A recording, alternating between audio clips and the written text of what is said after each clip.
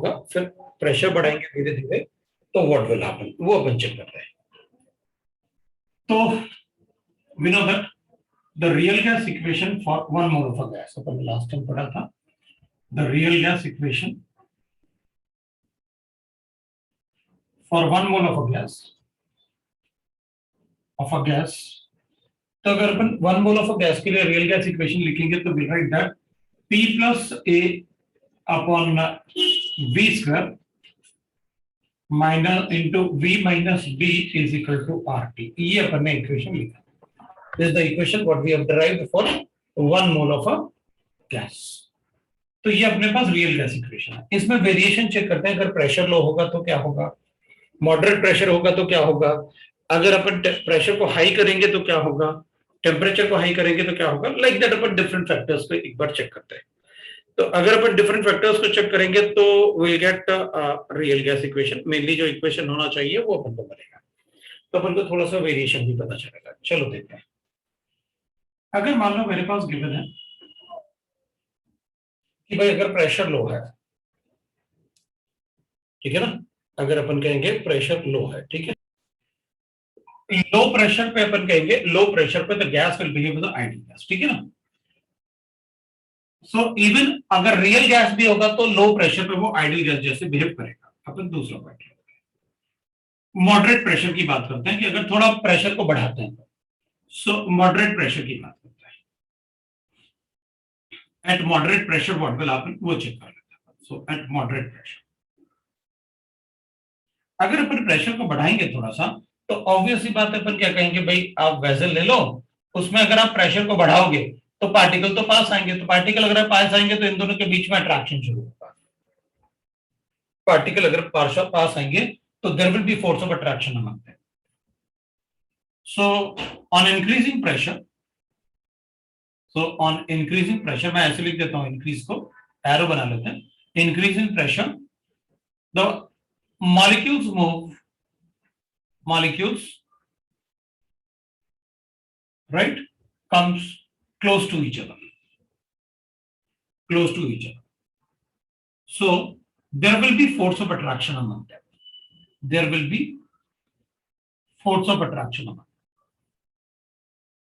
ठीक है ना, there will be force of attraction among them, तो उनके बीच में जो force of attraction होगा, अगर force of attraction होगा so P will be equal to that is जो अपना प्रेशर होगा, so pressure is ऑब्वियसली बात है, फोर्स ऑफ अट्रैक्शन होगा तो अपन प्रेशर को ऐसे अपन V स्क्वायर लिखेंगे एंड B इज नेग्लिजिबल। अपन ने B को क्यों नेग्लेक्ट किया भाई, आपने पहले ही बता रखा, B can only be calculated at very high pressure. जब आप हाई प्रेशर बोलोगे तो मैं B को कैलकुलेट कर लूंगा, राइट, जब आप हाई प्रेशर बोलोगे तो B को कैलकुलेट कर लूंगा, और अपन को पता है टेम्परेचर को कांस्टेंट रखना है, तो मैं जो ग्राफ में कैलकुलेशन कर रहा हूं उसमें टेम्परेचर मैंने ले रखा है 273 केल्विन, मतलब 0 डिग्री सेंटीग्रेड। अगर किसी क्वेश्चंस में अगर टेम्परेचर मेंशन नहीं है तो टेम्परेचर आप 273 ले लेना, और मैं जो भी एक्सप्लेनेशन दे रहा हूं आपको उसमें टेम्परेचर को 273 लेके ही आपको एक्सप्लेन कर रहा हूं। अगर क्वेश्चन में टेम्परेचर, यहाँ टेम्परेचर कांस्टेंट होना चाहिए, we are discussing a Boyle's law, तो टेम्परेचर कांस्टेंट होगा। अगर टेम्परेचर अपन को मेंशन नहीं है तो यू कैन टेक 273 और अपना कैलकुलेशंस कर सकते हैं, ठीक है, क्योंकि अपन से 99.99% केस में टेम्परेचर यही होगा। अब अपन चेक कर लेते हैं at moderate pressure, we know that what will happen. अब इसमें चेक कर लेते हैं अपन मॉडरेट प्रेशर के बाद, दैट इज इसमें प्रेशर पता चल गया, be neglected, then equation behave as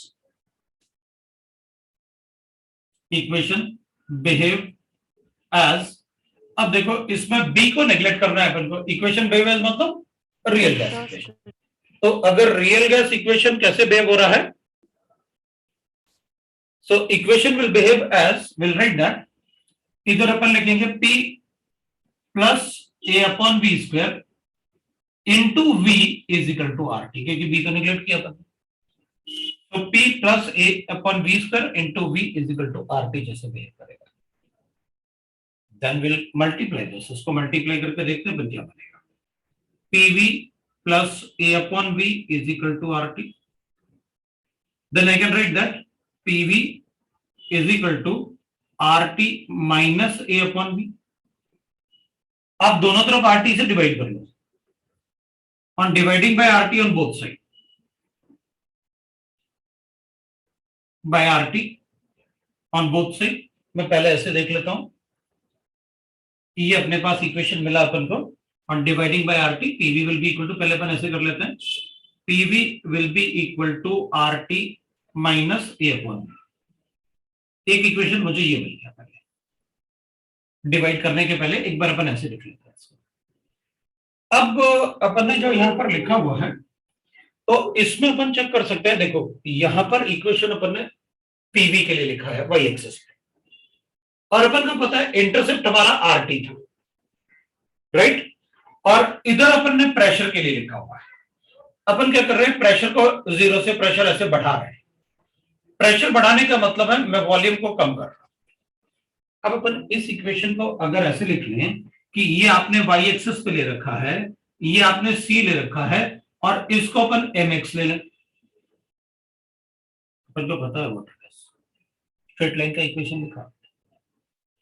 अगर आप स्ट्रेट लाइन का इक्वेशन लिखोगे तो ऑब्वियस सी बात है, मैं क्या करूंगा, पीवी आर टी, और यहां पर तो मेरे पास स्लोप जो है वो नेगेटिव आ रहा है, माइनस ए। स्लोप क्या आ रहा है अपने पास, negative. Minus A will be the slope, 1/v will be the X. आप प्रेशर को चेंज कर रहे हो ना, तो प्रेशर और वॉल्यूम क्या होंगे, इनवर्सली प्रोपोर्शनल। अगर मैं यहां पर प्रेशर को बढ़ा रहा हूं, अगर अपन प्रेशर को बढ़ा रहे हैं, अगर अपन प्रेशर को बढ़ाएंगे मतलब वॉल्यूम को कम करेंगे। अगर अपन वॉल्यूम को कम करेंगे तो ये वाला वैल्यू क्या होगा, बढ़ेगा, और ये वाला वैल्यू अगर बढ़ेगा तो यहां से डिक्रीज होगा, मतलब पीवी कम होगा। भाई आरटी तो कांस्टेंट था, अगर आप वी को बढ़ाओगे तो ये वाला वैल्यू छोटा होगा, ये वाला वैल्यू छोटा होगा, तो पीवी क्या होगा, वी को बढ़ाओगे। अगर अपन, मैं वी को क्यों बढ़ा रहा हूं पहले तो ये देख लेते हैं कि सर आप एक्स एक्सिस पे क्या कर रहे हो, पी को बढ़ा रहे हो। अब पी को बढ़ाने का मतलब है, पी या प्रेशर बढ़ रहा है, तो प्रेशर बढ़ाने का मतलब वॉल्यूम को कम कर रहे हो। आप प्रेशर बढ़ाओगे तो वॉल्यूम को कम करोगे। अब उधर चलते हैं, तो है वॉल्यूम को कम कर रहे हैं। अगर अपन इस वैल्यू को कम करेंगे वी को, तो ये वैल्यू क्या होगी, बढ़ेगी, क्योंकि ए तो कांस्टेंट है, इट्स अ वंडरफुल कांस्टेंट। तो ये वैल्यू बढ़ेगी। अगर ये वैल्यू बढ़ेगी तो आर से अपन को ज्यादा माइनस करना पड़ेगा, तो पीवी कम होगा। तो इसका मतलब ये हो गया कि अगर स्लोप नेगेटिव है तो ग्राफ जो है प्रेशर बढ़ाने से ऐसे जाना चाहिए। इसमें नेगेटिव स्लोप आ रहा है। नेगेटिव स्लोप का मतलब तुम सबको पता है, आप ऐसे लिखोगे theta will be greater than 90। Yes, that is called negative slope. We all know that what do you mean by the negative slope. आपने स्ट्रेट लाइन का फॉर्मूला पढ़ रखा है, राइट ना। स्ट्रेट लाइन का फॉर्मूला सबने पढ़ रखा है और सबको पता है what do you mean bye, वो स्ट्रेट लाइन के फॉर्मूले में क्या क्या होता है, राइट। क्योंकि मैथ्स में आप स्ट्रेट लाइन का फॉर्मूला पढ़ते हो। मैथ्स में क्या 9th में भी पढ़ाते हैं, 10th में भी पढ़ाते हैं। अब अपन यहां लिखेंगे, अब अपन एक बार डिस्कस कर लेते हैं। तो स्लोप वैसे, ग्राफ वैसे होना चाहिए, on dividing bye RT on both side, on dividing by RT on both side, by RT on both side। अपन दोनों तरफ RT से डिवाइड करते हैं।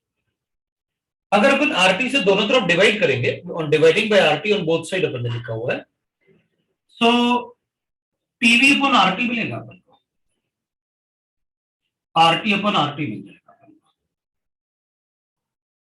Minus A upon RT। तब तो मैं इसको ऐसे लिख लूंगा, PV upon RT तो Z होता है, 1 माइनस A upon RT भी लिख लूंगा। मेरे पास Z का वैल्यू लेस देन 1 आएगा, अपन को Z का वैल्यू क्या आएगा, लेस देन 1 आएगा।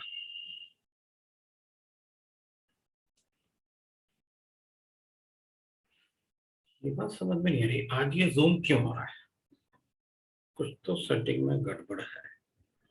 एक मिनट रुकना, मैं सेटिंग देख लूंगा।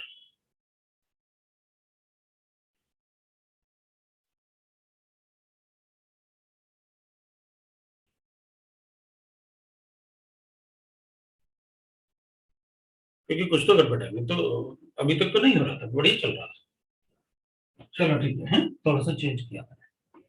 अपन क्या करेंगे, z is equal to 1 minus A upon R T भी आएगा। अगर z equal to 1 minus A upon R T भी लिखेंगे अपन, ऑब्वियसली बात है, right, z is less than 1, यहां पर z इज लेस देन 1। हाँ तो ठीक है ना, प्रेशर बढ़ाने से z का वैल्यू क्या होना चाहिए, लेस देन 1। हाँ तो पहले 1 था, अब अगर जैसे जैसे प्रेशर कम कर रहे हो आप, इस प्रेशर पे z का वैल्यू ये हो गया, इस प्रेशर पे z का वैल्यू ये हो गया, और कम करोगे मैं और कम कर दूंगा z का वैल्यू। तो प्रेशर बढ़ाने से z का वैल्यू क्या हो रहा है, कम हो रहा है। पहले 1 था, 1 से कम हो जाएगा, अगर 1 से ज्यादा होता तो अपन वहां बताते कि भाई ऊपर आ रहा है, तो z का वैल्यू 1 से कम हो रहा है, वो पहले देख लिया। अगर z का वैल्यू कम हो रहा है इसका मतलब क्या है, तो अपन इसको ऐसे नहीं समझ सकते। देखो A is what, force of attraction. अगर मॉलिक्यूल्स में फोर्स ऑफ अट्रैक्शन ज्यादा है कांस्टेंट टेम्परेचर पे, अगर मॉलिक्यूल में फोर्स ऑफ अट्रैक्शन ज्यादा है, तो अगर जितना ज्यादा ए का वैल्यू होगा उतना छोटा z होगा। अगर वैल्यू फोर्स ऑफ अट्रैक्शन ज्यादा है पार्टिकल्स में तो z का वैल्यू उतना ही कम होगा। अगर z का वैल्यू कम है और force of attraction between the particle ज्यादा है, तो गैस को अपन, force of attraction gas particle में अगर ज्यादा है तो गैस को इजीली लिक्विफाई कर सकते हैं। जितना ज्यादा ए का वैल्यू होगा उतना ज्यादा z का वैल्यू कम होगा। So we can say that since value of z is less than 1, the attractive forces between the particles will be greater than the repulsive forces. तो पार्टिकल में जितना ज्यादा अट्रैक्टिव फोर्सेस होगा z का value उतना छोटा होगा। We can write that when z is less than 1, the attractive forces among the particles, among molecules, is greater than repulsive forces. Repulsive forces. अगर z का वैल्यू लेस देन 1 होता है तो पार्टिकल में अट्रैक्टिव फोर्सेस ज्यादा होता है as compare to the repulsive forces, right. तो अपन बता देंगे कि भाई फिर उसमें रिपल्सिव फोर्सेस से अट्रैक्टिव फोर्सेस जो होंगे वो ज्यादा होंगे as compare to repulsive forces के। ठीक है, अब और प्रेशर बढ़ाते हैं, एक पॉइंट और लिखते हैं अपन, एट हाई प्रेशर। अब अपन हाई प्रेशर की बात करते हैं, अब देखते हैं क्या होगा। अब पहले ना जो मैंने आपको बताया है उसमें मैंने आपको एक चीज बता, पहले आप लिख लो फिर मैं बताता हूँ।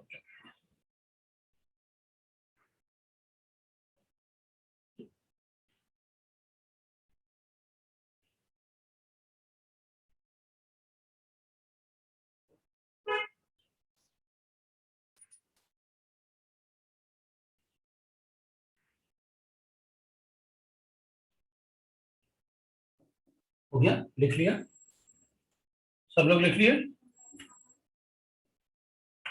अब देखते हैं क्या करना है। हाँ सर। अब पता अपन क्या करेंगे, अब पहले एक पार्ट मैं आपको समझाता हूं कि गैस में होता क्या है, ठीक है ना। मैं गैस में क्या होता है वो मैं आपको एक बार समझा रहा हूँ कि आपको समझना क्या है, ठीक है। कई बार क्या होता है कि भाई आप समझा दो एक बार कि हमें समझना क्या है, वो पार्ट भी काफी मैटर करता है। अच्छा पता क्या हो रहा है, आपको क्या समझना है, जैसे अपने पास दो गैस मॉलिक्यूल्स हैं। अब जो आपको समझना है, लो प्रेशर पे क्या रहेगा, दे आर फार अपार्ट, उनमें कोई अट्रैक्शन नहीं होगा, कोई रिपल्शन नहीं होगा, ठीक है। जब अपन प्रेशर को बढ़ाएंगे तो ये पार्टिकल्स पास आएंगे। मैं किसी एक को स्टेबल कर रहा हूं, वैसे तो दोनों को ऐसे आना चाहिए, मैं किसी एक को स्टेबल ले लेते हैं ताकि अपन थोड़ा समझ सके अच्छे से। जब प्रेशर को बढ़ाएंगे तो पार्टिकल पास आएंगे, पास आएंगे, एक पॉइंट होगा जहां उनमें अट्रैक्शन शुरू होगा। जहां अट्रैक्शन शुरू होगा वहां से z का वैल्यू कम होना शुरू हो जाएगा, क्योंकि जब z का वैल्यू कम होता है तो अट्रैक्टिव फोर्सेस डोमिनेट करता है। तो एक पॉइंट आएगा जब उनमें अट्रैक्शन शुरू हो जाएगा और उनमें अट्रैक्शन बढ़ता रहेगा बढ़ता रहेगा बढ़ता रहेगा बढ़ता रहेगा। एक पॉइंट आएगा जब अट्रैक्शन मैक्सिमम होंगे, बहुत पास आके अट्रैक्शन मैक्सिमम नहीं होंगे, पहले दूर था वो, उनमें नो अट्रैक्शन नो रिपल्शन। जब वो पास आएंगे तो एक पॉइंट पे आके उनमें अट्रैक्शन शुरू होगा, अट्रैक्शन बढ़ता जाएगा बढ़ता जाएगा बढ़ता जाएगा, एक पॉइंट आएगा वहां अट्रैक्शन बहुत ज्यादा है।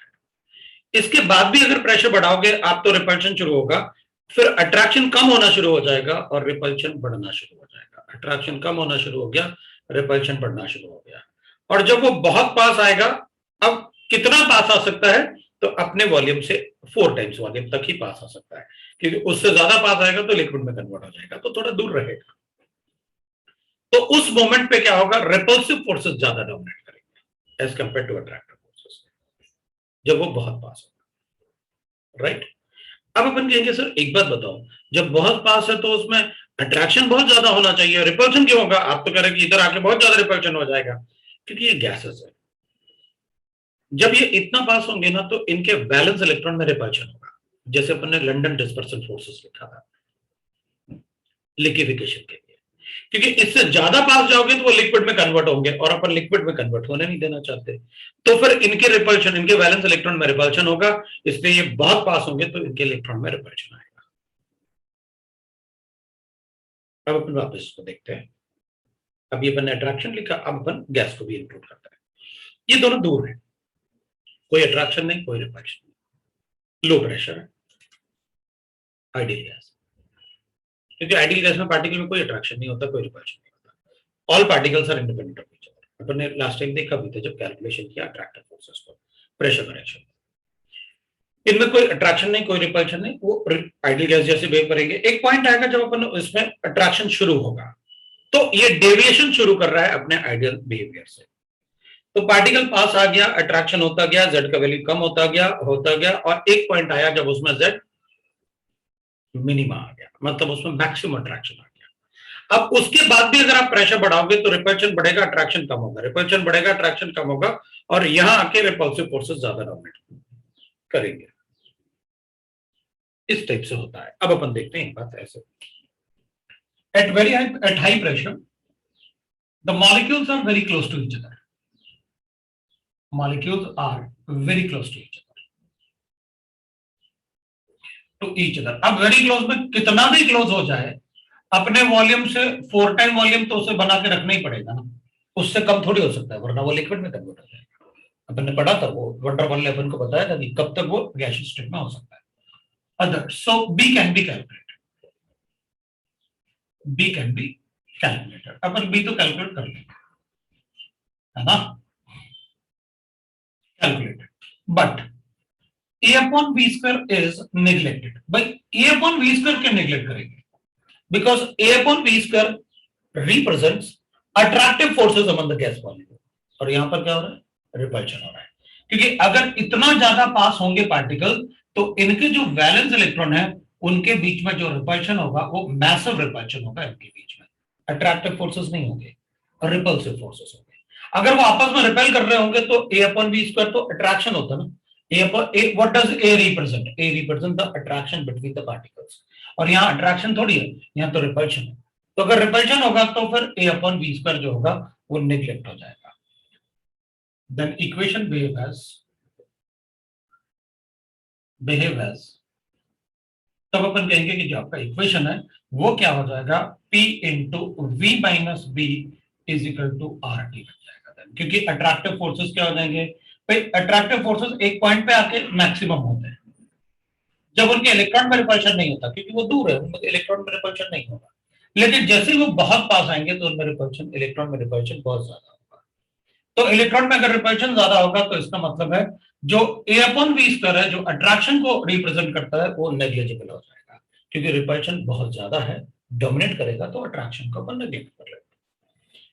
तो इसको मैं लिख सकता हूं PV will be equal, PV minus PB is equal to RT, तो मैं इसको लिख सकता हूं that is equal to PV will be equal to RT plus PB लिख सकते हैं। ये बना सर, बोलो सर इसको फिर से एक्सप्लेन करो ना, मैं डिस्कनेक्ट हो गई थी। तो अपन ने कहा कि भाई एट हाई प्रेशर, मतलब अपन लिखेंगे at high pressure the particles are, मतलब विल से दैट भाई हाई प्रेशर पे क्या होगा, पार्टिकल बहुत पास होंगे, अगर पार्टिकल बहुत पास होंगे तो उनके इलेक्ट्रॉन में रिपल्शन होगा, अगर उनके इलेक्ट्रॉन में रिपल्शन होगा तो जो A upon V स्क्वायर होता है, जो अट्रैक्टिव फोर्सेस को रिप्रेजेंट करता है, वो वैल्यू नेग्लिजिबल हो जाएगी, क्योंकि हाई प्रेशर पे the particles are very close to each other, और very close to each other होगा तो अपन बी को तो कैलकुलेट कर सकते हैं, अपन को पता है बी कैसे डिवाइड करते, बी कैसे कैलकुलेट किया जाता है, तो बी को तो अपन कैलकुलेट कर सकते हैं। The molecules at high pressure, the molecules are very close to each other, so B can be calculated, But A upon V square is neglected. But A upon V square is neglected because the repulsive forces are more dominating the attractive forces. इसमें आप लिख सकते हो because the repulsive forces are more dominating the attractive forces.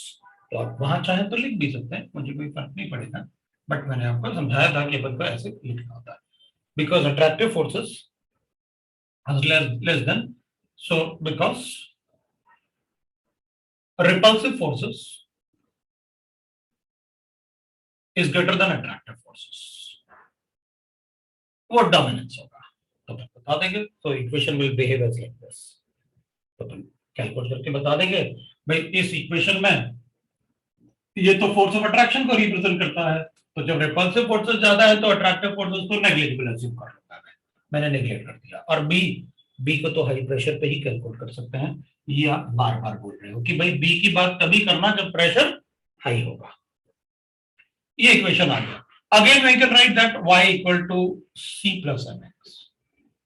अगर आप p को बढ़ाओगे, आप pressure बढ़ा रहे हैं, अगर आप p को बढ़ाओगे तो p इंटू बी बढ़ेगा, RT में ऐड करूंगा तो PV भी बढ़ेगा. अब यहां पर PV बढ़ रहा है. अपन क्या करेंगे, हमने तो सेम गैस के लिए लो प्रेशर रखा, आइडियल गैस जैसे बिहेव कर रहा था, थोड़ा मॉडरेट प्रेशर किया, Z का वैल्यू कम हो गया, और प्रेशर बढ़ाया तो हाई प्रेशर पे जो अपना ग्राफ था वो ऐसे पॉजिटिव स्लोप आ गया.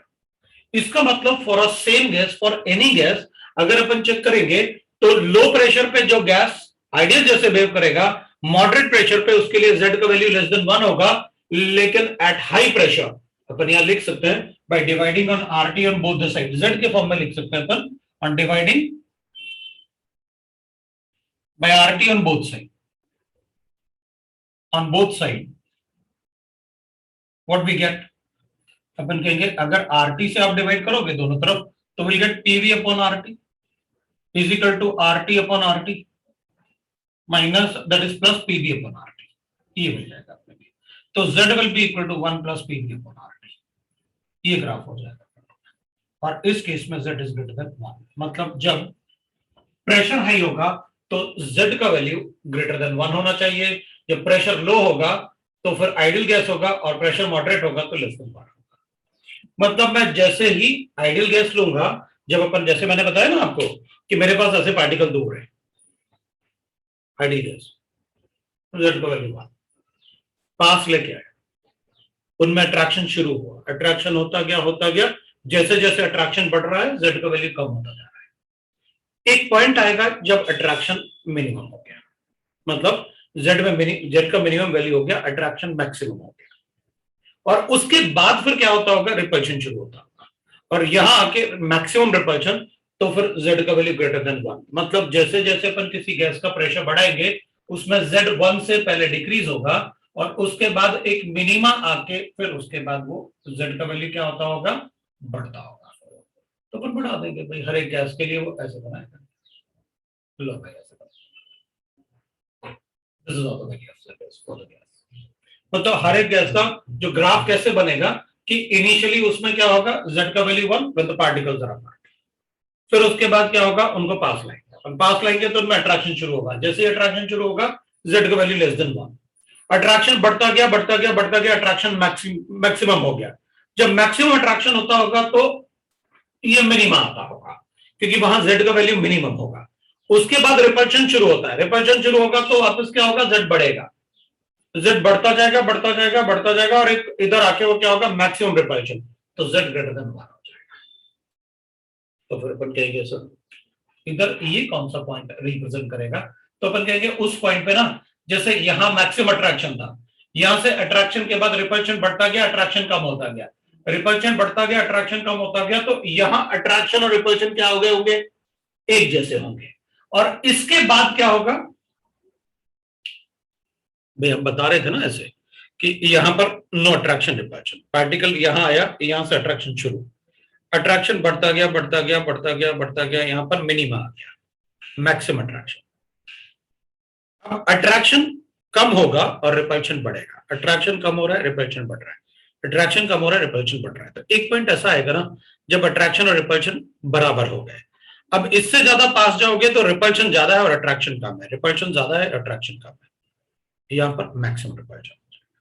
तो ये वो पॉइंट आता है जहां अट्रैक्शन रिपल्शन क्या होते होंगे, इक्वल हो जाते होंगे।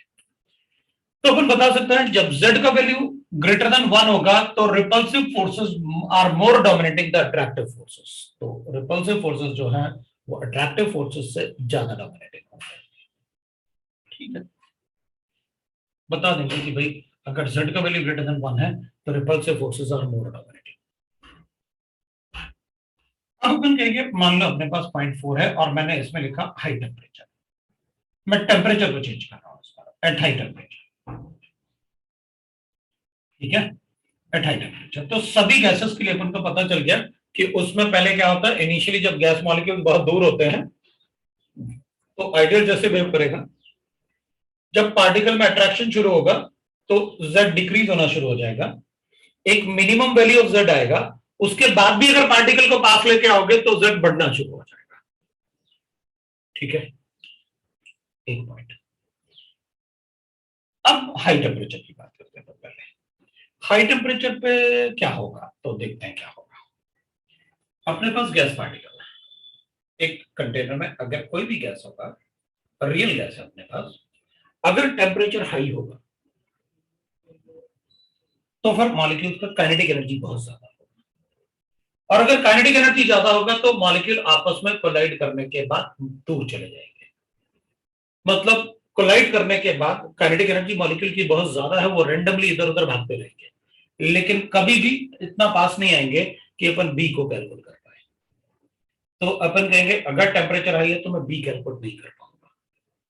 रीजन, क्योंकि बी में तभी कैलकुलेट कर पाऊंगा जब पार्टिकल अपने से इतना पास आ जाए कि दोनों में अपने ही साइज के बराबर गैप हो, तभी बी कैलकुलेट किया जा सकता है।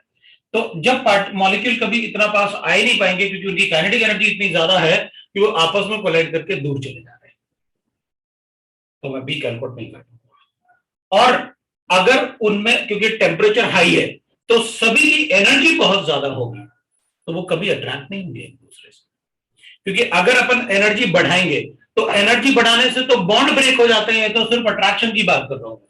मान लो इनके, जैसे अपन एक एग्जांपल लेते हैं, अपने पास दो पार्टिकल हैं अलग अलग, ठीक है ना, अब इन दोनों में अट्रैक्शन, मान लो इनके अट्रैक्शन से 5 किलो जूल एनर्जी लिबरेट होती है, अट्रैक्शन से एनर्जी हमेशा लिबरेट होती है। तो अगर मान लो मैंने इस सैंपल का टेम्परेचर बहुत हाई कर रखा है जिससे कि उसकी एनर्जी 10 किलो जूल्स है, तो अपन कहेंगे इनमें कभी अट्रैक्शन हो ही नहीं पाएगा, क्योंकि जितना अट्रैक्शन की वजह से उसमें एनर्जी आती है, लिबरेट होती है, स्टेबिलिटी आती है, उतनी एनर्जी तो आपने पहले से दे रखा है, वो तो ब्रेक होता रहेगा, उनमें कभी अट्रैक्शन आएगी। तो कभी भी हाई टेम्परेचर पे किसी भी मॉलिक्यूल के बीच में अट्रैक्शन नहीं हो सकता। जैसे अपन कहते हैं भाई इवेपोरेशन क्या होता है, escape of particle from the surface होता है ना, अगर आप टेम्परेचर बढ़ाओगे तो इवेपोरेशन बढ़ जाता है। क्यों बढ़ता है, क्योंकि पार्टिकल के बीच में अट्रैक्शन कम है। सो हाई टेम्परेचर पर there will be no force of attraction between the particle. If there is no force of attraction between the particle, then A upon B square is negligible. B calculate कर ही नहीं सकते क्योंकि particle rest नहीं करेगा, इतना पास कभी आएगा नहीं, वो कोलाइड करके दूर चला जाएगा, रैंडम मोशन में होगा। हाई टेम्परेचर पे B कैलकुलेट नहीं कर सकता, A upon B square is neglected, तो equation then it will become PV is equal to RT। तो लिखते हैं at high temperature the kinetic energy of the gas molecule is high, the kinetic energy of gas molecule is high। अब देखो एक बात है, इधर है सारा का सारा अपन को थोड़ा सा कॉमन सेंस यूज करना है, मतलब यहां पर आपको, इसलिए मैं बार बार रिपीट कर रहा हूं एक ही चीज को, कि आप वही सोच के ही अपने क्वेश्चन को सॉल्व करोगे कि सर ने बता रखा है ऐसे होता है, बाकी सर ने इक्वेशन से भी एक्सप्लेन किया है। So the kinetic energy of gas molecule is high, so they will never come close to each other, never come close to each other. So B is neglected. Is neglected. Also, at high temperature there will be no force of attraction. At high temperature there will be no force of attraction among the gas molecules. So A upon B square is neglected. Force of attraction between gas molecules. Attraction among them. So A upon B square is also neglected. Thus equation will behave as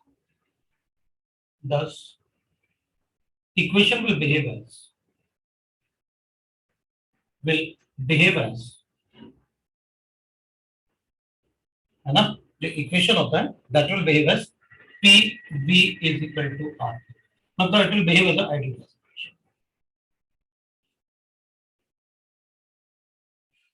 अब एक बात देखो, अपन को याद है कि अपन ने कहा था when does gases behave as ideal gases, अपन ने लिखा था low pressure and high temperature. अगर आपने केटीजी पढ़ा था अपन ने, तो अपन ने लिखा था गैसेस आइडियल गैसेस कब बिहेव करते हैं भाई, इसी सेंटेंस से तो शुरू किया था अपन ने रियल गैस को, अपन ने कहा all gases are real gases but they behave as ideal gas at low pressure and high temperature. हमने तो यहां पर देखा कि इन दोनों में से कोई एक भी होगा तब भी वो आइडियल गैस. देखो लो प्रेशर लिखा तो आइडियल आया, हाई टेम्परेचर आया तो आइडियल आया, और अगर दोनों ले लें तो आइडियल होना ही होना. मतलब all gases at low pressure and high temperature behave as. तो कौन से, इसलिए अपन ने कहा कि भाई कांस्टेंट टेम्परेचर पे अगर प्रेशर चेंज करेंगे तो कैसे वेरिएशन शो करेगा गैस, वो अपन ने कहा. अब अपन को ये भी आ सकता है कि भाई सर आप लिख तो रहे हो ये प्रेशर वाला पार्ट, ये तो बताओ ये लो प्रेशर है कितना, और ये मॉडरेट प्रेशर को मैं क्या समझूं या हाई प्रेशर को मैं क्या समझूं. भाई अगर लो प्रेशर अपन को समझना है ना तो it is 0 to 10 atmosphere. High pressure जो होता है that is from 10 to 90 atmosphere, और ये मॉडरेट होगा है. अपन हाई तो बाद में लिखेंगे ना, पहले मॉडरेट लिख लेंगे. मॉडरेट प्रेशर इज 10 और हाई प्रेशर अबव 90. तो ऐसे नहीं है मॉडरेट प्रेशर का मतलब 1 एटमॉस्फेयर, नो नो नो. अपन रूम टेम्परेचर या एटमॉस्फेरिक प्रेशर से कोरिलेट नहीं कर रहे हैं, अपन गैसेस को काफी हाई प्रेशर ले रहे हैं जब उनको पास लेके एट कांस्टेंट टेम्परेचर. सो ये अपन को क्वेश्चन में मेंशन होता है. अब क्वेश्चन में मोस्टली अपन को ये मेंशन होगा, ये मेंशन नहीं होता. अगर ये न्यूमेरिकल डाटा दे देंगे तो अपन कैलकुलेशन नहीं कर लेंगे सीधा, भाई जेड कैलकुलेट करके आप मुझे प्रेशर दे दो, गैस बता दो, टेम्परेचर बता दो, जेड कैलकुलेट करके बता दूंगा कि बताओ कौन से फोर्सेस उसमें डोमिनेट कर रहे हैं, कौन से फोर्सेस ज्यादा हैं. अपन तो बता सकते हैं, बस कोई प्रॉब्लम नहीं. ठीक है ना, ठीक है भाई. तो आप लिख लो पहले.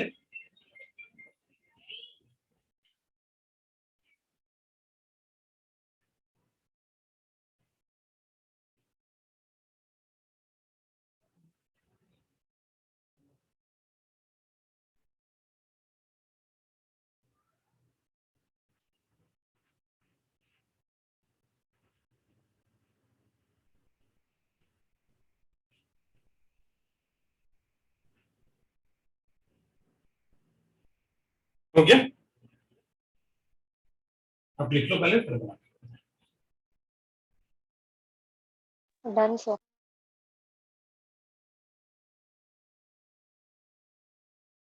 ठीक है, बाकी सब लिख लो अपन कर.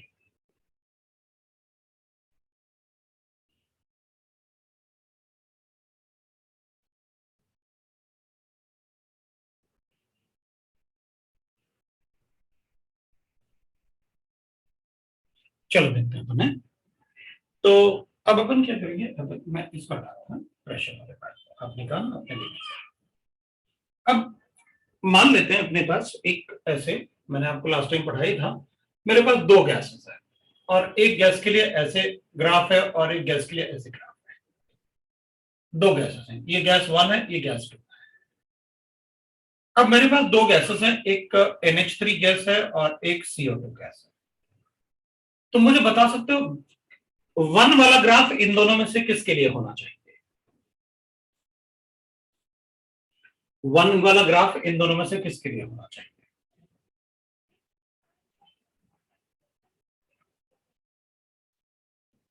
और क्यों होना चाहिए?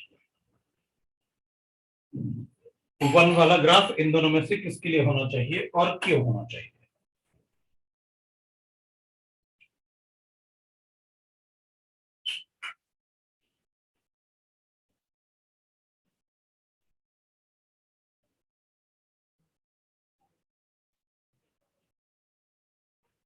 बोलो जल्दी, मतलब कुछ तो बोलो, ऐसे मतलब ऐसे थोड़ी होता है। अब इतना पढ़ाने के बाद अगर नहीं पूछ पाऊंगा, मैं इतना भी नहीं पूछूंगा तो क्या करूंगा बताओ?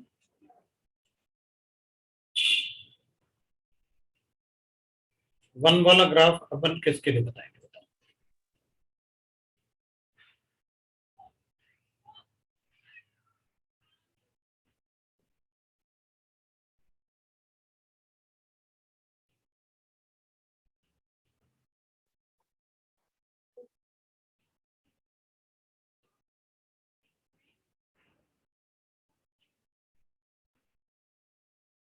चलो भाई, एक तो आंसर आया और वो भी करेक्ट आया। मतलब चैट में लिख सकते हो आप, चैट बस मैं देख सकता हूँ, कोई और थोड़ी देख सकता है तुम्हारा चैट। तो कम से कम आंसर तो देना चाहिए ना। चलो ये मतलब आंसर है सर। इन दोनों में से अपन यहाँ देख लेते हैं भाई, अट्रैक्टिव फोर्सेस किसके ज्यादा होंगे। इन दोनों में से ए का वैल्यू इसका ज्यादा होता है, कल ही तो बताया था 1.7 और 3.6, 3.46। अगर इसका वैल्यू ज्यादा होगा, तो अगर ए का वैल्यू ज्यादा होगा कांस्टेंट टेम्परेचर पे, तो उसका जेड का वैल्यू कम होगा। तो अमोनिया के लिए जेड का वैल्यू कम आना चाहिए, इसका मतलब है ये अमोनिया के लिए हो जाएगा, ये CO2 के लिए हो जाएगा जेड का वैल्यू। तो लिखा ना पीवी और जेड का ग्राफ है ये। तो क्या करेंगे अपन, ये अमोनिया का ग्राफ होगा और ये CO2 का ग्राफ। मतलब मैं ए को देख के ये बता सकता हूं कि कौन सा ग्राफ किसके लिए बनेगा। जितना ज्यादा अट्रैक्टिव फोर्सेस उतना ज्यादा जेड का वैल्यू कम होगा, उतना ज्यादा ये ग्राफ नीचे आएगा। क्योंकि अगर ए का वैल्यू ज्यादा होगा तो जेड का वैल्यू कम होगा। अब ये तो बताना ही चाहिए, है ना। चलो for hydrogen and helium the value of Z is always greater than 1, then at 273 level। एक मिनट रुकना है, मतलब थोड़ा सा काम है, 2 मिनट का। गैस वाला आया, उसको सिलेंडर लेना है। 1 सेकंड रुकना है, 1 सेकंड में आया, तुम लोग नोट कर किया? किसी को कोई डाउट नहीं ना? अपन लिख रहे थे for hydrogen and helium the value of Z is always greater than, वो ना हमेशा ऐसा होता है हीलियम के लिए और हाइड्रोजन के लिए। वो इसलिए ना कि इनके साइज बहुत छोटे होते हैं। भाई अगर गैस का साइज बड़ा है, अगर गैस का साइज मतलब मॉलिक्यूल का साइज अगर ऐसे बड़ा होगा, तो ऑब्वियस सी बात है इनमें अट्रैक्टिव फोर्स भी दूर से आना शुरू हो जाएगा। क्योंकि इनके साइज के बराबर मतलब वेरी हाई प्रेशर पे ये काफी इधर दूर भी रहेंगे तो भी इनमें अट्रैक्शन होगा। लेकिन पार्टिकल का साइज अगर छोटा होगा ना, तो थोड़ा सा भी प्रेशर अप्लाई करने के बाद मतलब वो बहुत पास आ जाएंगे, और बहुत पास आएंगे तो रिपल्सिव फोर्सेस भी उनका जल्दी शुरू हो जाएगा। क्योंकि अपन क्या करेंगे ना, जैसे मान ले ये पार्टिकल इनको स्फीयर जैसे अज्यूम करना है, इनमें अट्रैक्शन यहां शुरू हो जाएगा क्योंकि इनके बड़े बड़े स्फीयर होंगे। लेकिन अगर अपन इसकी जगह छोटे साइज ले लें, तो इनमें रिपल्सिव फोर्सेस पता कब आएगा, जब ये बहुत पास आ जाएंगे ना, तो भी इनमें अट्रैक्टिव फोर्सेस नहीं आ पाएगा क्योंकि पार्टिकल साइज बहुत छोटे हैं ना। तो अपन को क्या करेंगे कि भाई अगर ये इतना होगा तो भी इनमें नो अट्रैक्शन नो रिपल्शन, इधर आएगा तो अट्रैक्शन शुरू होगा, थोड़ा और पास आएगा तो सीधा रिपल्शन ही शुरू हो जाएगा, अट्रैक्शन शुरू नहीं हो पाएगा। जबकि अगर साइज बड़ा होगा पार्टिकल का तो बड़े साइज में क्या होगा कि उसमें काफी दूर से ही उनमें अट्रैक्टिव फोर्सेस आना शुरू होंगे, तो वो z का वैल्यू नीचे आएगा, फिर और कम आएगा, यहाँ मिनिमा आ गया, फिर अट्रैक्शन शुरू होगा। पार्टिकल साइज छोटे होंगे तो पास आके तुरंत रिपल्शन ही शुरू हो जाएगा उसमें एट 273 केल्विन। तो अपन जैसे ही इनको थोड़ा भी प्रेशर बढ़ाते हैं ना उनमें रिपल्शन शुरू हो जाता है, वो इतने पास आ जाते हैं कि उनमें रिपल्शन शुरू हो जाता है। तो अपन लिखेंगे at this because of their small size, because of their small size, even on very less pressure, even at low pressure, they comes very close to each other, very close to each other. So repulsive forces dominate. So repulsive forces dominates on attractive forces.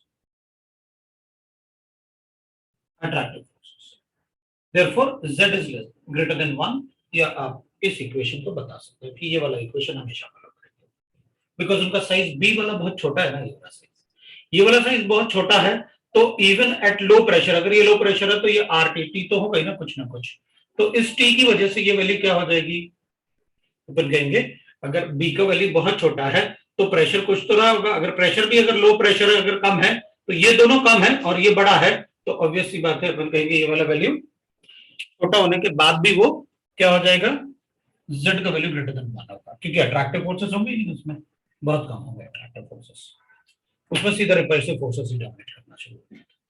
तो ठीक है, अपन Z का value greater than 1 ले लेंगे for helium and hydrogen because of their very small size. लेकिन मुझे ये पता चल गया अब ये सारा पार्ट पढ़ने से कि जब भी कोई दो गैसेस पास आएंगे तो मुझे ये अज्यूम करना है कि जैसे जैसे गैस पास आएंगे, जैसे जैसे पार्टिकल पास आएंगे, उनके लिए Z का वैल्यू कम होता रहेगा, एक पॉइंट पे मिनिमा आएगा, उसके बाद और पास लेके आओगे तो Z बढ़ना शुरू हो जाएगा क्योंकि रिपल्शन बढ़ना शुरू हो जाएगा और अट्रैक्शन कम होना शुरू हो जाएगा, और एक पॉइंट आएगा जब रिपल्शन अट्रैक्शन एक जैसे हो जाएंगे, उसके बाद रिपल्शन ज्यादा होगा और अट्रैक्शन कम होगा, वो उधर चला गया, ऊपर की तरफ चला गया। तो अपन क्या कहेंगे, इस ग्राफ में अगर Z का वैल्यू लेस देन 1 है, Z का वैल्यू लेस देन 1 है तो be neglected, low pressure range होगा ना, और Z का वैल्यू अगर ग्रेटर देन 1 है तो अट्रैक्टिव फोर्सेस ज्यादा होंगे, A/V² निग्लेक्टेड, अपन A/V² को निग्लेक्ट कर लेंगे। फिर अपन कहेंगे अगर अट्रैक्टिव फोर्सेस ज्यादा होंगे तो मतलब अगर Z का वैल्यू लेस देन 1 है तो गैस को अपन लिक्विफाई इजीली कर सकते हैं। अगर अपन से कोई पूछेगा बताओ गैस इजीली लिक्विफाई कब हो सकता है, तो अपन कहेंगे जब अट्रैक्टिव फोर्सेस ज्यादा होंगे, और अट्रैक्टिव फोर्सेस ज्यादा कब होते हैं, जब Z का वैल्यू कम होता है। सो व्हेन Z का वैल्यू जो होगा it is less than 1, the gas can be easily liquefied, right, इधर Z लेस देन 1 है, इधर Z ग्रेटर देन 1 है, और ये Z equal to 1। So gas can be easily liquefied if Z is less than 1, तो वो आप अपने आप सेंटेंस लिख देना उसमें। अब मैं एक और फैक्टर लिखूंगा, that will be point number 6 होगा अपने लिए। अब ये वाला पार्ट हटा लेता हूं, ये सब इधर वाला पार्ट, ठीक है ना। अब मैं पॉइंट नंबर 6 लिख लेता हूं एक। अपन कहेंगे सर आपने देखो टेम्परेचर इफेक्ट तो बढ़ाया, बता दिया कि अपन ने टेम्परेचर, हाई टेम्परेचर पे क्या होगा, आपने प्रेशर वाला पार्ट बता दिया प्रेशर से क्या होगा। आप ये और बता दो कि अगर टेम्परेचर को चेंज करूंगा, जैसे हाई टेम्परेचर तो बताया आपने, तो अगर मैं टेम्परेचर का वेरिएशन करता हूं तो गैस में क्या चेंजेस आएंगे। चलो देखते हैं अपन, dependence of nature of gas with temperature. तो चलो टेम्परेचर इफेक्ट भी एक बार चेक कर लेते हैं कि क्या होगा। अब टेम्परेचर इफेक्ट अगर अपन को पढ़ना है तो अपन क्या करेंगे, अपन कहेंगे देखो सर, इधर मैं हटा देता हूं ये वाला पार्ट, अब इसकी जरूरत नहीं है अपन को, वो ग्राफ से अपन सारा पार्ट याद रख सकते हैं और ग्राफ में दिख रहा था अपन को सारा पार्ट, ठीक है, तो अपन उससे बता सकते हैं। अब टेम्परेचर इफेक्ट बताता हूँ, हाई टेम्परेचर पे तो it will behave as ideal gas. अब एक बात देखो, व्हेन टेम्परेचर इंक्रीजेस, अपन अज्यूम कर लेते हैं कि लो टेम्परेचर से अपन हायर टेम्परेचर की बात कर रहे हैं। When temperature of gas increases,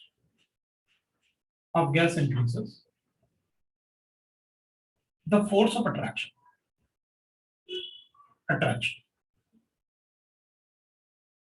between gas molecules will decrease।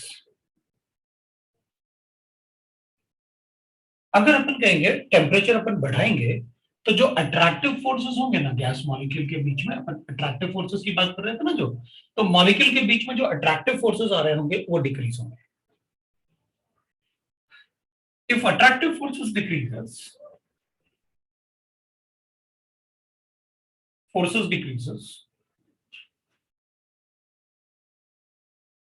It means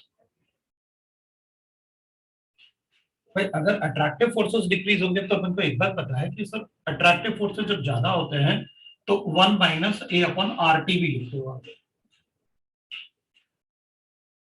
when attractive forces are dominating. भाई अपन ये तो तब लिखते हैं जब z का वैल्यू लेस देन 1 है, सो इसमें अट्रैक्टिव फोर्सेस डोमिनेट हो रहे हैं। अगर अपन ने कहा if the attractive forces decreases, मतलब ए का वैल्यू डिक्रीज होगा, the value of A decreases, A decreases. अब ध्यान देना है, अपन एक ही गैस की बात कर रहे हैं, हम एक ही गैस के लिए ले रहे हैं। अपन क्या कर रहे हैं कि उस गैस के लिए ए का वैल्यू अपन को दिया, हमने टेम्परेचर को बढ़ाया तो ए का वैल्यू क्या होगा, ऑब्वियस सी बात है, अगर फोर्स ऑफ अट्रैक्शन था पार्टिकल में तो टेम्परेचर बढ़ाने, अच्छा अपन ने उसमें भी लिखा हुआ है लिमिटेशंस में, value of A and B doesn't remain constant with temperature, इसलिए तो अपन बार बार इक्वल टू आरटी लिख रहे हैं इक्वेशंस में, भाई टेम्परेचर को चेंज नहीं करना वरना ए भी चेंज हो जाएंगे। और अपन चाहते हैं कि अब आप टेम्परेचर चेंज करो, क्योंकि अपन को एक बात अच्छे से पता है, अगर आप टेम्परेचर चेंज करोगे तो मैं ग्राफ चेंज करूंगा पीवी का ग्राफ, ये टेम्परेचर T1 पे है, मेरा Z का वैल्यू चेंज हो जाएगा T2 पे। अगर मैं टेम्परेचर चेंज करूंगा तो अपन को पता है ये आप K1 लिखते हो, ये आप K2 लिखते हो, आरटी चेंज हो गया ना, तो अपना ग्राफ भी चेंज होगा ना फिर तो अपन क्या कर रहे हैं, अपन ये कह रहे हैं कि भाई हम टेम्परेचर से क्या समझे, अपन तो एक कॉमन सेंस से सोच रहे हैं, टेम्परेचर बढ़ाओगे ना तो पार्टिकल के बीच में अट्रैक्शन कम हो जाएगा, पार्टिकल के बीच में अगर अट्रैक्शन कम होगा तो ए का वैल्यू कम हो जाएगा, अगर ए का वैल्यू कम होगा तो ये वैल्यू कम होगा, ये वैल्यू कम होगा तो जेड का वैल्यू बढ़ेगा।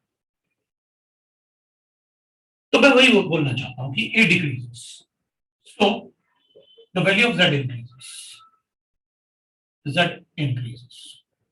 अब अपन ये जेड के वैल्यू लेते हैं, सपोज एग्जांपल लेते हैं फॉर अमोनिया गैस, क्योंकि अमोनिया वहां बना हुआ है, मैं उसी को ले लेता हूं फॉर अमोनिया गैस।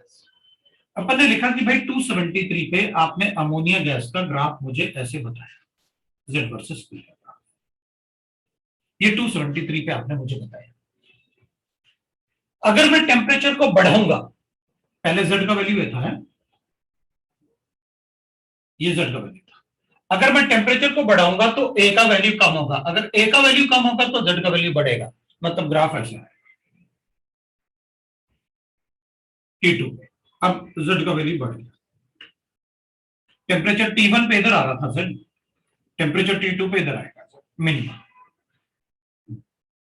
अगर अपन और टेम्परेचर को बढ़ा दें तो अपन कहेंगे जैसे जैसे ऐसे होता जाएगा फ्लैट होता जाएगा, ये T3, और टेम्परेचर को बढ़ाऊंगा तो ऐसा, इधर अपन ने लिखा T1 is less then T2, upon T4 लिख लेते हैं, T4 is greater than T2, T3 is greater than T2 is greater than T1, मतलब ये टेम्परेचर बहुत ज्यादा है।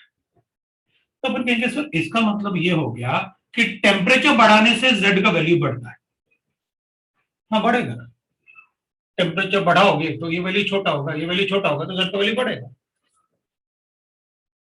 बिकॉज अट्रैक्टिव फोर्सेस कम होगा।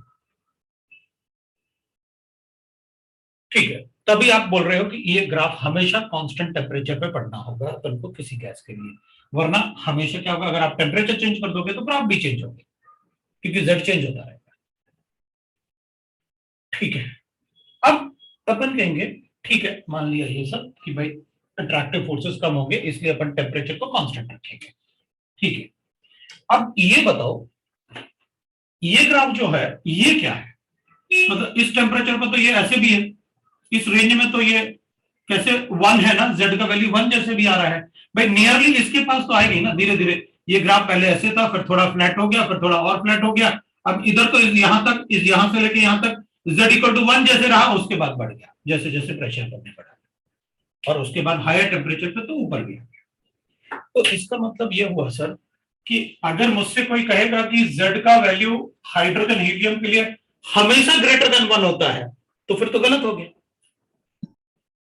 आपको यह भी बोलना पड़ेगा कि जेड का वैल्यू हाइड्रोजन और हीलियम के लिए ग्रेटर देन हमेशा 1 होगा एट 273 केल्विन, क्योंकि अगर आप टेम्परेचर को बढ़ा के इसको ऊपर ले जा सकते हो तो मैं टेम्परेचर को कम करके नीचे भी ला सकता हूं।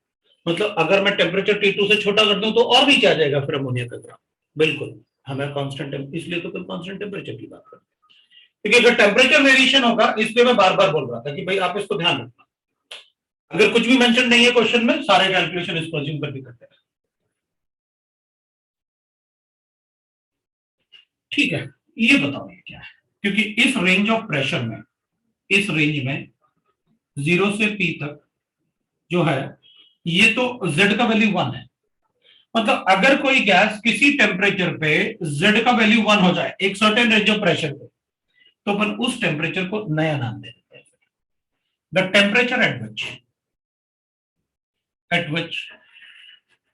The gas behave as ideal gas Z equal to 1। लेकिन सभी प्रेशर रेंज पे नहीं है, यहां के बाद ऊपर चला गया था, for a certain range of pressure, certain range of pressure is called Boyle's temperature, Boyle temperature, इसको अपन कहते हैं Boyle's temperature। तो उसको अपन TB से डिनोट करते हैं, मतलब यहां पर जो आपका T3 है ना, that is nothing but Boyle's temperature, ये आपका Boyle's temperature है, क्योंकि इस टेम्परेचर पे ही कुछ रेंज ऑफ प्रेशर में अपना गैस कैसे बिहेव कर रहा है, आइडियल गैस जैसे। और टीबी को अपन कैलकुलेट भी कर सकते हैं, टीबी इज इक्वल टू होता है A/27 RB, A/RB, that is Boyle's temperature. अपन कैलकुलेट भी कर सकते हैं, अगर किसी गैस के लिए आप ए और बी का वैल्यू दे दो, मैं बॉयल्स टेम्परेचर कैलकुलेट करके बताऊं, डेरिवेशन में बताऊं, बट अभी अपन डायरेक्टली लिख सकते हैं दिस इज बॉयल्स टेम्परेचर। मतलब अगर मैं टेम्परेचर को चेंज करूंगा तो मेरे सारे ग्राफ चेंज होंगे, मैं किसी भी ग्राफ को ऊपर की तरफ भी शिफ्ट कर सकता हूं टेम्परेचर बढ़ा के, या किसी ग्राफ को नीचे की तरफ भी शिफ्ट कर सकता हूं टेम्परेचर कम करके। इसलिए अपन जो भी पढ़ेंगे ग्राफ के लिए वो हमेशा किस पे पढ़ेंगे, कांस्टेंट टेम्परेचर पर। सो आई विल राइट दैट अगर टेम्परेचर बढ़ेगा तो Z बढ़ेगा, value of Z increases with increase in temperature, decreases with decrease in temperature, obviously बात है, ये अपन बता सकते हैं। So this is the temperature effect we can say।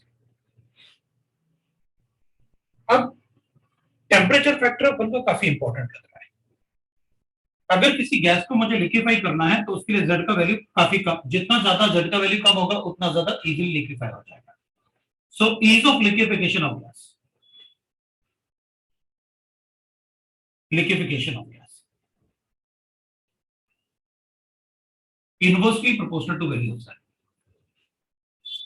अगर Z का वैल्यू छोटा होगा तो वो गैस इजीली लिक्विफाई हो जाएगा और टेम्परेचर भी कम रहा होगा। फिर तो अगर कोई गैस नीचे, मतलब उसमें अट्रैक्टिव फोर्सेस ज्यादा रहेंगे उस गैस के कंपैरिजन में जिसमें Z का वैल्यू ज्यादा है, तो किसी गैस को अगर अपन को लिक्विफाई करना है तो उसके लिए Z का वैल्यू क्या होना चाहिए, कम होना चाहिए, तो गैस इजीली लिक्विफाई हो जाएगा, ये अपन बता सकते हैं, राइट, ये अपन बता सकते हैं।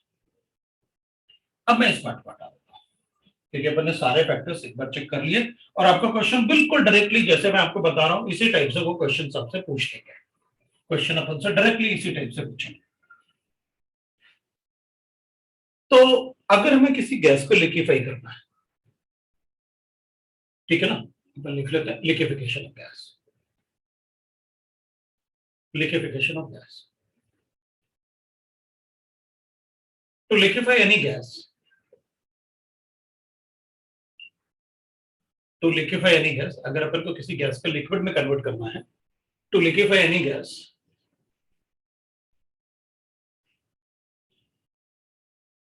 to liquefy any gas, the pressure is to be increased. Upon pressure को इंक्रीज करेंगे एंड टेम्परेचर इज डिक्रीज्ड। फिर टेम्परेचर डिक्रीज करने से kinetic energy of the particle क्या हो जाएगी, कम हो जाएगी। अगर काइनेटिक एनर्जी पार्टिकल की कम हो जाएगी तो पास आना शुरू हो जाएंगे और अपन प्रेशर बढ़ाएंगे तो और पास आ जाएंगे। तो अगर किसी गैस को लिक्विफाई करना है अपन को प्रेशर बढ़ाना होता है और टेम्परेचर डिक्रीज करना होता है। The decrease in temperature factor, the decrease in temperature मतलब टेम्परेचर फैक्टर जो होता है, factor is more important, dominant है as compare to pressure, to pressure. और प्रेशर के कंपैरिजन में अपन को टेम्परेचर फैक्टर ज्यादा इंपॉर्टेंट होता है because the temperature above which, temperature above which the gas cannot be liquefied, cannot be liquefied, no matters how much pressure is applied. That is ease of liquefaction of gas, वो liquefaction of the liquidification जैसे लिखा हुआ जो ये लिखा है liquefaction. So ease of liquefaction of gas is inversely proportional to value of cell. तो लिख सकते हैं। So the temperature above which the gas cannot be liquefied, no matters how much pressure is applied. How much pressure is applied. मतलब आप pressure कितना भी apply करो, applied. So the temperature above which the gas cannot be liquefied, no matter how much pressure is applied, is called critical temperature. Is called critical temperature. उसे अपन TC से denote करेंगे। The pressure exerted by gas at this temperature is called critical pressure. Exerted by gas at this temperature is called critical pressure. Is called critical pressure. उसे अपन TC से denote करेंगे and the volume occupied by gas and the volume is critical. उसे अपन BC से denote करते हैं, critical volume.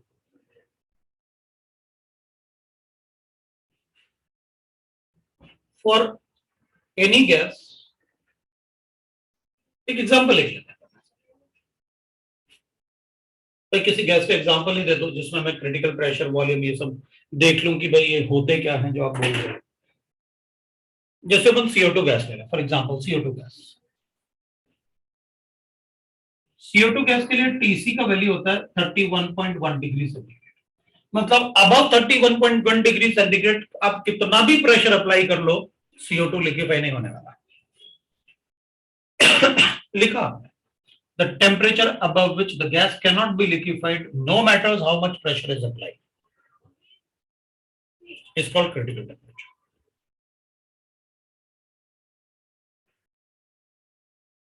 इसका critical pressure जो होता है वो होता है 74.5 एटमॉस्फेयर। इस प्रेशर पे और इस टेम्परेचर पे वो लिक्विफाई होता है। क्रिटिकल टेम्परेचर पे तो लिक्विफाई हो सकता है क्योंकि आपने यहां पर अबव वर्ड यूज किया, but not above that. And critical volume upon calculate भी कर सकते हैं, बिकॉज क्रिटिकल राइट ना, वॉल्यूम अपन कैलकुलेट भी कर सकते हैं, लेकिन अपन लिख लेंगे critical temperature is this, pressure is this.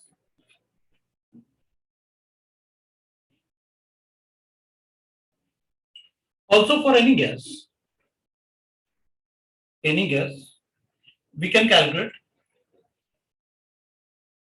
TC, PC and VC. कैसे? TC जो होता है that is equal to 8A upon 27 RB. ये वैल्यू होता है TC. TC का वैल्यू होता है A upon 27 B square. And VC होता है 3B.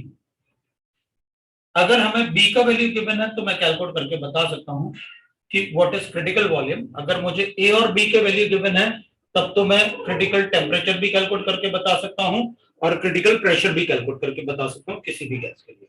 ये फॉर्मूले अपन को याद करने पड़ेंगे, उनका डेरिवेशन नहीं है अपने सिलेबस में, लेकिन अब सिलेबस में नहीं तो अपन पढ़ेंगे भी नहीं, क्योंकि टाइम का लिमिटेशन है अपने पास.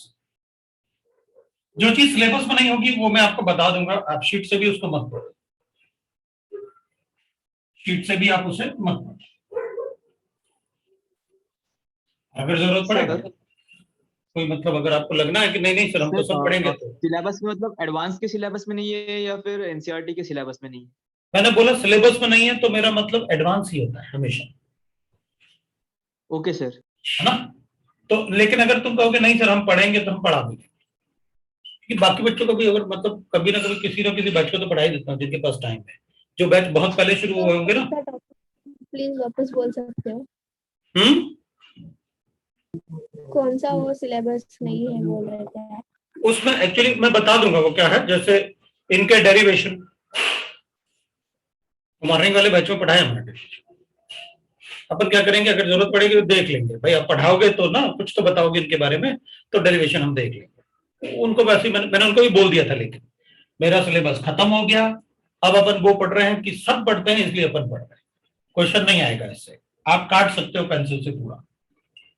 मतलब पढ़ाने के पहले ही मैंने उनको बोल दिया मैं इसलिए पढ़ा रहा हूँ कि सब पढ़ रहे थे, चलो पढ़ लेते हैं, क्या फर्क पड़ता है, क्योंकि टाइम है. अगर टाइम नहीं है और बच्चे स्कूल गोइंग होते हैं तो मैं मना कर देता हूँ. स्कूल का भी टेंशन है और वो भी टेंशन है. मॉर्निंग वाले बैच में उनको स्कूल का टेंशन नहीं होता ना प्रैक्टिकल का टेंशन, ना स्कूल का टेंशन, उनको कोई टेंशन नहीं होता है ना. तो फिर अपन उनको थोड़ा सा कुछ भी बताते रहो. लेकिन अपने लिए यहां तक, अपने लिए मतलब अपन को इनका डेरिवेशन कोई जरूरी नहीं है. पढ़ना है तो पढ़ भी सकते हैं अपन, लेकिन अपने शीट में reduced equation of state given है, जरूरत नहीं, सिलेबस में ही नहीं है. कभी उससे कभी कोई क्वेश्चन आ ही नहीं सकता ना, आता है तो उस टाइप का अपन छोड़ देंगे. मैं आपको बता दूंगा कौन सा क्वेश्चन नहीं करना है. Reduced equation of state. अब अपन क्या करते हैं, एक बार ना जैसे इसको पढ़ते हैं अपन कि CO2 गैस का लिक्विफिकेशन देख लेते हैं, क्योंकि उसका टेम्परेचर पता है, अपन को प्रेशर पता है. तो एक बार ग्राफ से पढ़ते हैं अपन कि लिक्विफिकेशन करते कैसे, वो अपने सिलेबस में है. जैसे ही सिलेबस वाला पार्ट खत्म होगा ना, मैं आपको बोल दूंगा कि यहाँ सिलेबस खत्म हो गया, आगे बताओ पढ़ना है तो. आप कहोगे पढ़ा दो, पढ़ा दूंगा. कहोगे नहीं रहने दो सर आगे सिलेबस चलते हैं, सिलेबस में. हाँ, मैं आपसे अब आफ्टर दिवाली और आफ्टर नवंबर बोलूंगा कि आप लास्ट ईयर के पेपर्स खरीदो और लास्ट ईयर के पेपर्स में चेक करो कि जितने चैप्टर्स अपन ने पढ़े हैं उसमें से कुछ ऐसा है क्या जो अपन ने क्लास में नहीं पढ़ा. तो अपन को पता चल जाएगा. अभी को मतलब पता नहीं क्या क्या अपन को गिवन है, लेकिन वो उतना नहीं पढ़ना पड़ता है. तो अपन नेक्स्ट देखते हैं. अपन पढ़ते हैं liquefaction of CO2 gas. Liquefaction of CO2 gas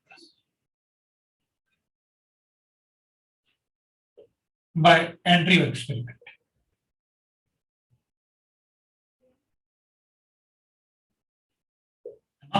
तो अगर अपने उससे लिक्विफिकेशन के बारे में कुछ पूछेंगे तो यही पूछेंगे CO2 से, तो वही अपने सिलेबस में डिटेल में है, तो अपन उसको पढ़ेंगे. मैं यहां पर लिखूंगा PV ग्राफ.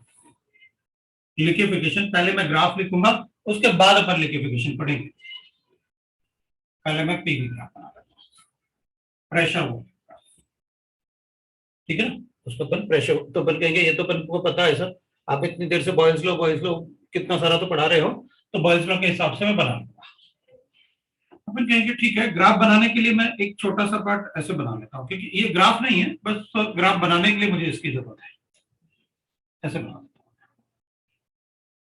ग्राफ नहीं है लेकिन ग्राफ बनाने के लिए मुझे इसकी जरूरत है। तो अपन कहेंगे ठीक है, ऐसे ग्राफ बना देता हूँ, तुम भी बना लेना पहले, फिर अपन डिस्कस करेंगे। पहले ग्राफ बना लेना, फिर अपन डिस्कस करेंगे।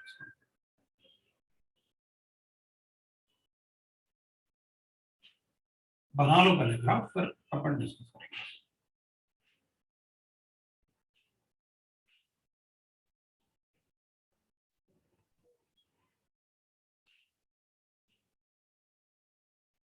ऐसे बना।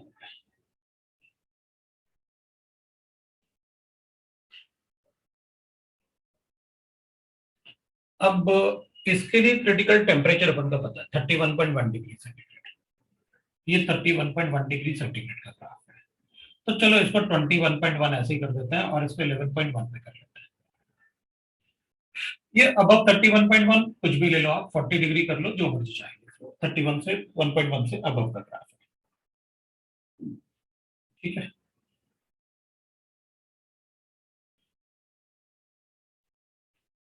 अब मैं इसमें ना ऐसे ABCD लिख लेता हूँ कुछ, ऐसे कर लेता हूँ। मैं इन ग्राफ को ऐसे पढ़ूंगा, मतलब ऐसे नहीं पढ़ने वाला, मैं तो ऐसे पढ़ूंगा, ऐसे पढ़ूंगा।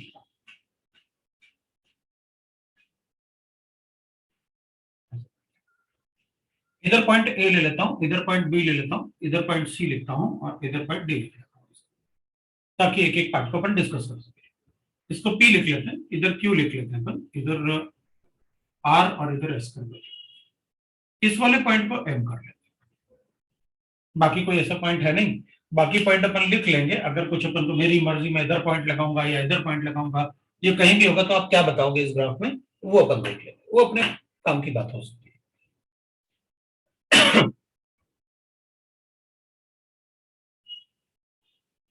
अब इस वाले पार्ट में तो देखो, इनके डेरिवेशन अपने सिलेबस में नहीं है। इस ग्राफ से मैं ये डेरिवेशन बता सकता हूँ आपको, वो ग्राफ से ये डेराइव हो जाते हैं, ठीक है ना, कोई प्रॉब्लम नहीं है। पर जरूरत पड़ेगी तो कर लेंगे। हमें बस इस पार्ट से ये पता चल गया कि भाई देख, लिक्विफिकेशन के लिए टेम्परेचर फैक्टर ज्यादा इंपॉर्टेंट है रादर देन प्रेशर फैक्टर, क्योंकि क्रिटिकल टेम्परेचर के अबव कोई गैस लिक्विफाई नहीं हो सकती। अब ग्राफ ड्रॉ कर लेते हैं, फिर अपन सर वो पहला टेम्परेचर क्या लिखा है? पहला टेम्परेचर पर 11.1 डिग्री सेंटीग्रेड लिखा है, ये 40 है, सबको डिग्री सेंटीग्रेड में लिखा है।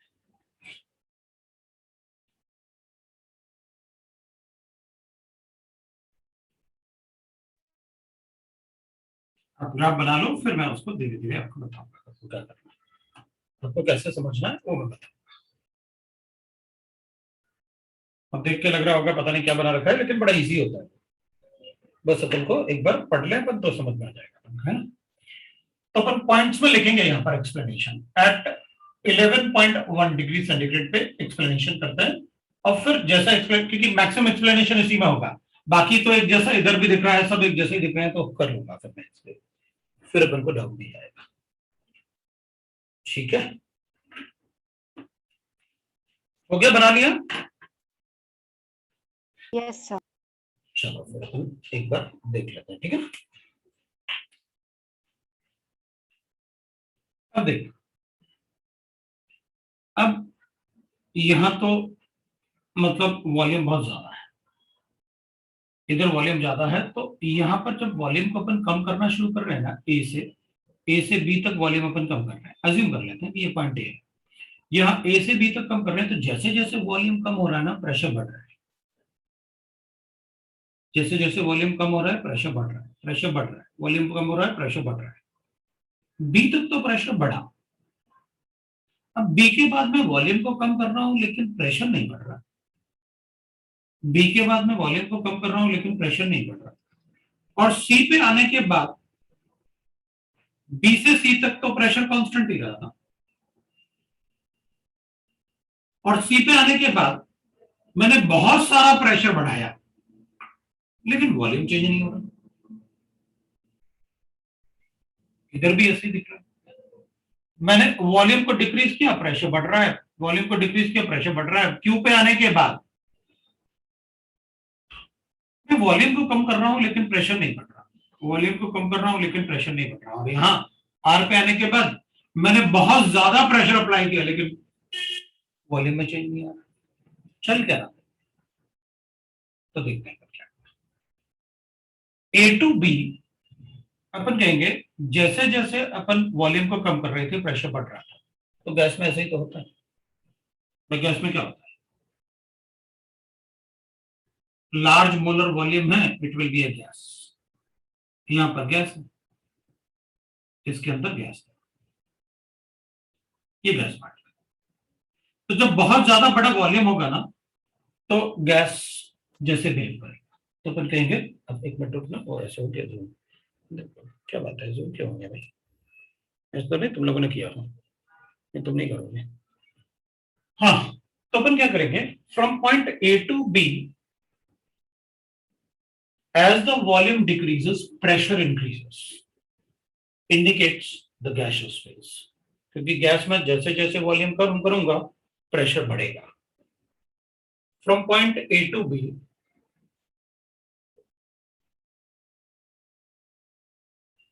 the decrease in volume shows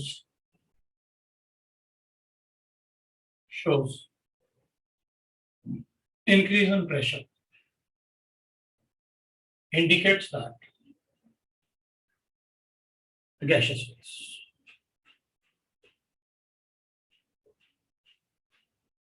अब ना इसके बाद भी तुम लोगों का क्लास है। Yes, sir. Yes sir. Yes sir. ना पड़ेगा यार, क्योंकि अगर तुम्हारा क्लास होगा तो फिर कैसे अपन कंप्लीट कर पाएंगे बताओ। चलो फिर अपन यहीं रुक जाते हैं आज। अब ना एक काम